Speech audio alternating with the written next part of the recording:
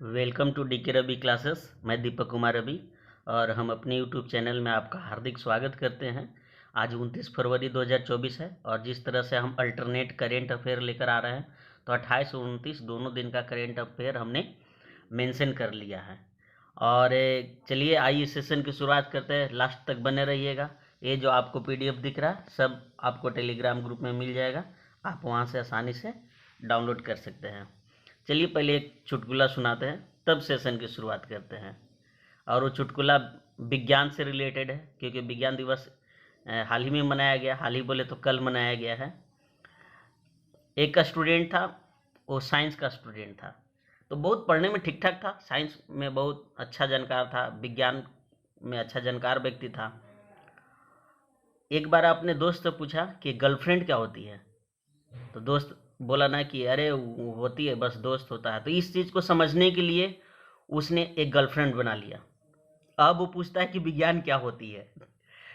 राष्ट्रीय विज्ञान दिवस की हार्दिक शुभकामनाएं। क्वेश्चन नंबर 1 यही था। चलिए सेशन को देखिए, मजे लेते हुए पढ़ाई करिए। हाल ही में राष्ट्रीय विज्ञान दिवस कब मनाया गया? ये आपको 28 फरवरी को मनाया गया है। अब बेचारा ढूंढते रह रहा है कि विज्ञान क्या होती है, जबकि विज्ञान में बहुत अच्छा परफॉर्मेंस करने वाला स्टूडेंट था। तो इसलिए अगर आप चाहते हैं कि आसमान को छू लें, एकदम बाज की तरह उड़ान भरना चाहते हैं, तो इन तितलियों के साथ देना छोड़ दीजिए और साथ रहना भी छोड़ दीजिए। आप खुद ब खुद आसमान को छू लीजिएगा। 28 फरवरी को विज्ञान दिवस मनाया गया है, राष्ट्रीय विज्ञान दिवस। अगर कभी कभी प्रश्न ऐसे नहीं पूछ के कि कब मनाया जाता है, बल्कि ऐसे पूछता है कि इसका थीम क्या था, या फिर ये पूछ देगा कि ये जो विज्ञान दिवस मनाया गया है, तो विज्ञान दिवस मनाया गया तो किनके जन्मदिन पर मनाया गया था। कई तरह की बातें आती है, तो सारे कुछ हमने इस पीडीएफ में मेंशन कर दिया। जल्दी से आप लोग भी देख लीजिए। राष्ट्रीय विज्ञान दिवस 2024 का थीम वैश्विक कल्याण और के लिए वैश्विक विज्ञान है। राष्ट्रीय विज्ञान दिवस वैश्विक स्तर पर चंद्रशेखर वेंकट रमन, जिनको शॉर्ट में CV रमन भी बोलते हैं, इनके याद में मनाया जाता है। अगर कोई पूछ दे कि विज्ञान दिवस किनके याद में मनाया जाता है या किनके जन्मदिन पर मनाया जाता है, तो क्या होगा? CV रमन। 28 फरवरी 1928 में सर CV रमन ने रमन प्रभाव की खोज की थी। अब यहां से एक और फैक्ट आ गया, रमन प्रभाव का खोज कब किया गया था? 28 फरवरी 1928 को, याद रहेगा? ओके। जिसके लिए उन्हें 1930 में नोबेल प्राइज से सम्मानित किया गया था। 1986 में national council for science and technology communication द्वारा राष्ट्रीय विज्ञान दिवस के लिए सरकार को आवेदन किए थे। 28 फरवरी 1986 को पहली बार राष्ट्रीय विज्ञान दिवस मनाया गया। अगर प्रश्न पूछ दे कि राष्ट्रीय विज्ञान दिवस पहली बार कब मनाया गया, तो 28 फरवरी 1986। तो 28 फरवरी तो याद रहेगा, 1986 1986 आपको याद रखना है। वैज्ञानिक चंद्रशेखर वेंकट रमन का जन्म 7 नवंबर 1888 को हुआ था। इनका जन्म कभी पूछ देगा कि CV रमन का जन्म 7 नवंबर 1888। और विज्ञान दिवस क्यों मनाया गया 8 फरवरी को? क्योंकि 8 फरवरी 1928 को ही CV रमन द्वारा रमन प्रभाव खोजा गया। रमन प्रभाव कहने के मतलब जो भी साइंटिस्ट अपना एक डिस्कवर करता है तो अपने नाम से डालता है। जैसे न्यूटन, तो न्यूटन कई तरह के डिस्कवर किया। लास्ट में पूछा गया कि बताओ भाई, तुमने तो फोर्स का डिस्कवर किया, तो फोर्स का यूनिट क्या है? बोला हम ही है मतलब तो न्यूटन। हम लोग याद भी करते हैं कि फोर्स का यूनिट न्यूटन। उसी तरह से जो जो साइंटिस्ट फेमस हुए वो अपने ही नाम पर सब कुछ रखते हैं। चलिए क्वेश्चन नंबर 2 देखिए।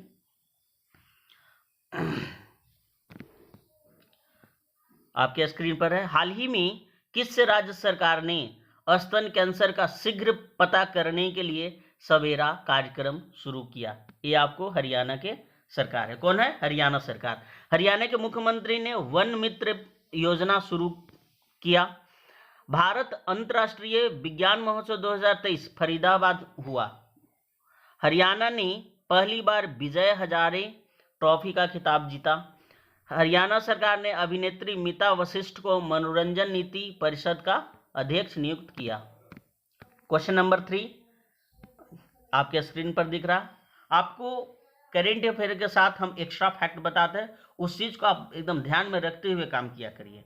जैसे अभी बताएं विज्ञान दिवस को लेके, तो आप लोग इसको डायरी मेंशन भी किया करिए। चलिए नेक्स्ट, हाल ही में रक्षा मंत्री राजनाथ सिंह ने कहां एकीकृत अपशिष्ट प्रबंधन परियोजना की शुभारंभ की? ये आपको लखनऊ में की है। कहां की है?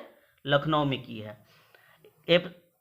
एकीकृत अपशिष्ट प्रबंधन करने का मतलब क्या है कि जो हम चीजें को फेंक देते हैं, जो हमारे लिए वेस्ट मटेरियल है, तो उसको रिसाइकल करके फिर से उसे बनाना, ये कहलाता है रिसाइकलिंग।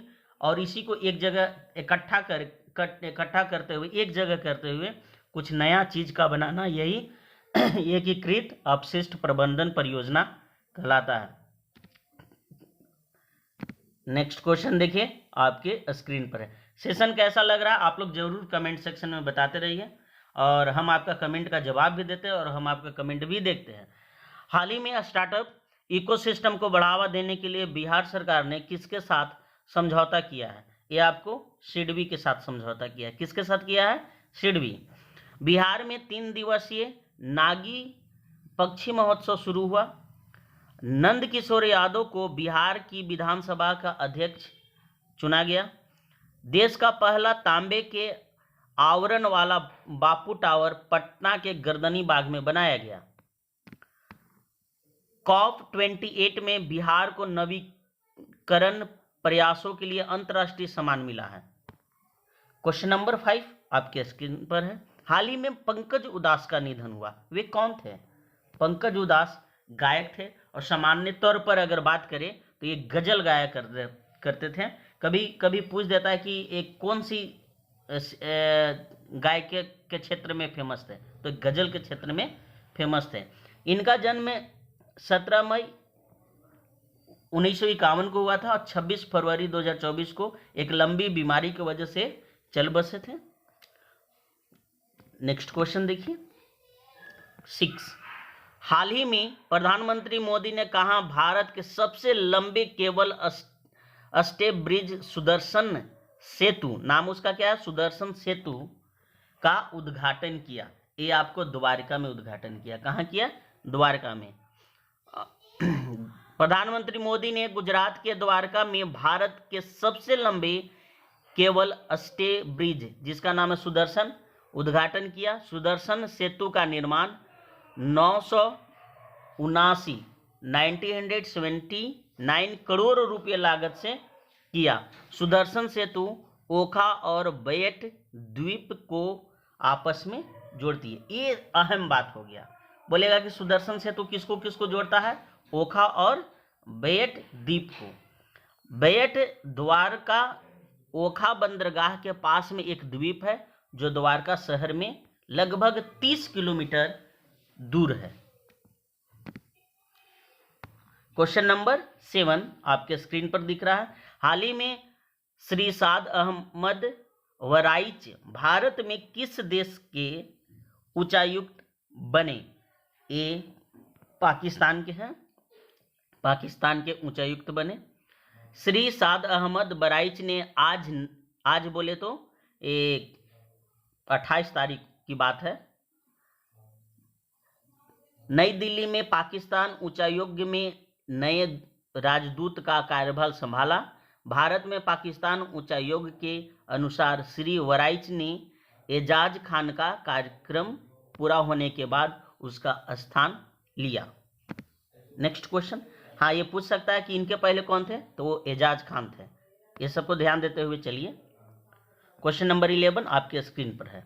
हाल ही में विश्व बैंक के GEF की पहली महिला डायरेक्टर कौन बने? GEF की पहली महिला डायरेक्टर कौन बने? ये आपको गीता वत्रा जी बने। कौन बने हैं? गीता वत्रा।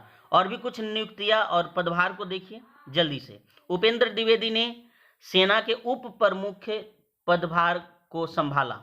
नवाज सलाम को ICJ का नया अध्यक्ष चुना गया।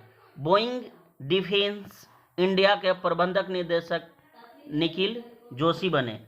SBI एसबीआई कैपिटल्स मार्केट का नया एमडी और सीईओ वीरेंद्र बंसल को नियुक्त किया गया। दक्षिणी रेलवे की पहली trans women TET Sindhu Ganapathy को नियुक्त किया गया है। क्वेश्चन नंबर 12 आपके स्क्रीन पर है। हाल ही में आई नीति आयोग की रिपोर्ट के अनुसार देश में गरीबी कम होकर कितना प्रतिशत आ गया है?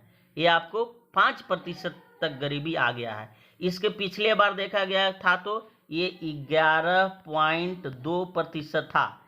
अब ये जो नीति आयोग का जो रिपोर्ट है तो इस पर अभी मुद्दा में ये है, इस पर बहुत चर्चा भी चल रहा है कि भाई आप कैसे रिपोर्ट जारी कर दिए जबकि गरीबी बहुत ज़्यादा है। तो ये अलग बात है। देखिए हम लोग स्टूडेंट हैं, जो रिपोर्ट आता है उसी को याद करेंगे, ऐसा नहीं कि न्यूज़ वाला जो बोल देगा उसे याद कर लेंगे। रिपोर्ट में आया कि घटकर 5% हो गया, तो यानी कि याद रखेंगे कि अभी गरीबी भारत में मात्र 5% है। क्वेश्चन नंबर 13, हाल ही में स्क्रीन एक्टर्स गिल्ड अवार्ड में सर्वश्रेष्ठ पुरुष अभिनेता का अवार्ड किसने जीता है? ये आपको किलियन मर्फी जीते हैं। कौन जीते हैं? Cillian Murphy. शशि थरूर को फ्रांस के सर्वोच्च नागरिक सम्मान जिसका नाम है शेवलियर डे ला लीजन डी होनोर से सम्मानित किया गया। 77वें वाफ्टा अवार्ड 2024 का सर्वश्रेष्ठ फिल्म अवार्ड मिला है ओपेनहाइमर को। 98वें ज्ञानपीठ पुरस्कार से गुलजार एंड रामभद्राचार्य को सम्मानित किया गया। क्वेश्चन नंबर 14 आपके स्क्रीन पर दिख रहा है। देखिए हाल ही में कहाँ अट्टुकल पोंगल फेस्टिवल मनाया गया है? नाम से ही पता चलेगा, अट्टुकल पोंगल लग रहा है कुछ संस्कृत वर्ड जैसा। केरल। कहाँ मनाया गया है? केरल। केरल से रिलेटेड और भी फैक्ट देखिए जो एग्जाम के लिए अहम है। केरल सरकार ने एक नई ई गवर्नेंस पहल के स्मार्ट को लॉन्च किया। भारत की सबसे तेज सौर इलेक्ट्रिक नाव जिसका नाम जो कि बाराकुंडा केरल में लॉन्च की गई, बाराकुंडा नाम है। केंद्रीय मंत्री नितिन गडकरी ने केरल में लग्जरी जहाज जिसका नाम है क्लासिक इंपीरियर का शुभारंभ किया। केरल में पारुमल्ला पेरुनल उत्सव मनाया गया। केरल धार्मिक पर्यटनों को बढ़ावा देने के लिए बहुभाषी माइक्रोसॉफ्ट लॉन्च किया। मेरे साथ बने रहिए और अंत में एक प्रश्न पूछेंगे, उसका आपको सही जवाब देना होगा। क्वेश्चन नंबर 15 आपके स्क्रीन पर दिख रहा है। हाल ही में विश्व व्यापार संगठन का 13वां मंत्री स्तरीय सम्मेलन कहाँ हुआ? ये आपको अबू धाबी में हुआ। कहाँ हुआ? अबू धाबी में हुआ। और विश्व व्यापार संगठन से रिलेटेड और भी चीज़ें देखिए जो कि आपको स्क्रीन पर हम दिखा रहे हैं और इसे याद भी करने की कोशिश करिएगा। जैसे विश्व व्यापार संगठन को इंग्लिश में वर्ल्ड ट्रेड ऑर्गेनाइजेशन बोलते हैं, शॉर्ट में WTO बोलते हैं। इसकी विशेषता की बात करें, विश्व व्यापार संगठन विश्व की सबसे प्रमुख मौद्रिक संस्थान है जो विश्व व्यापार के लिए दिशा निर्देश जारी करती है। स्थापना इसका अगर पूछ दे कि स्थापना कब हुआ था, तो स्थापना इसका 1 जनवरी 1995 को हुआ था। मुख्यालय इसका जेनेवा में है जो कि स्विट्जरलैंड में पड़ता है। कुल सदस्य राष्ट्र अगर देखें तो 160 है। आधिकारिक लैंग्वेज की बात करें, ऑफिशियल लैंग्वेज, तो अंग्रेज और फ्रेंच और स्पेनिश, टोटल 3 इसका ऑफिशियल लैंग्वेज है, अंग्रेजी, फ्रेंच और स्पेनिश। महानिदेशक अभी देखें तो रॉबर्ट अजेवेदो हैं। अन्य जानकारी की बात करें तो WTO की सबसे बड़ी संस्था मंत्री स्तरीय सम्मेलन है। यह प्रत्येक 2 वर्ष में अन्य कार्यों के साथ संस्था के महासचिव और मुख्य प्रबंधक का चुनाव कराती है। साथ में वह सामान्य परिषद का भी काम देखती है। ये इतना रहा WTO से रिलेटेड फैक्ट। आज के प्रश्न है कि अबू धाबी का राजधानी कहाँ है? मेरा सेशन कैसा लगा कमेंट सेक्शन में जरूर बताइएगा। मेरे साथ बने रहने के लिए बहुत बहुत धन्यवाद। प्लीज़ मेरे चैनल को सब्सक्राइब करना बिल्कुल ना भूलिए। अगर आप नए हैं, लाइक करिए, शेयर करिए और कमेंट करिए।